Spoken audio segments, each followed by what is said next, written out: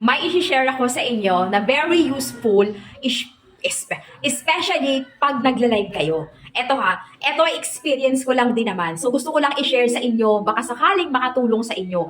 Once kasi na nagla-live ako mga pangga, Bebs, bago ko mag-live, syempre, i-check mo yung mga product na ilalagay mo sa link mo, di ba? Normally, kayo, tatanungin ko kayo, pag nagla-live kayo at nag-click kayo ng product sa link nyo, anong nilalagay nyo? Di ba syempre yung product na pinopromote nyo, yun lang yun. Yung bet yung i-promote. Pero Beb, eto, baka sakaling, may nako sa likod, baka sakaling makatulong sa inyo.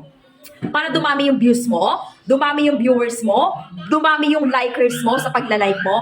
Yung sa akin kasi, dino-double check. Punta muna ako dun sa marketplace. Dino-double check ko muna yung product. Tapos kailangan yung product na yon or yung store na yon or yung shop na yon is kailangan is nasa 4.5, 4.6 to pataas. Mas maganda kung 4.9 o di ba? Or 4.8 yung pinaka-rate niya para at least, Bebs, mas mataas yung rating, mas maganda yung rating nung product na ipopromote mo, mas maraming views, mas maraming followers, mas maraming likers. Basta yun na experience ko ha, mas pinipili ko siya. Hindi bali ng mababa lang or maliit lang or konti lang ang komisyon, no worries dyan. Yung habol natin doon is magtagal yung live natin, mas maraming views, mas maraming followers, mas maraming likers kasi nga, yung product na pinopromote mo is authentic. Ang daming magagandang goods reviews, ang daming 5-star na ibinibigay. So, walang bad comment, maganda ang quality ng store. Yun yung pinipili ko pag nagla-live ako. Dapat ganun din kayo. Sana makatulong ha, itry mo lang to, Beb. Huwag ka mag-focus sa isang product lang na porkit na ganyan, ganon. Huwag ganon.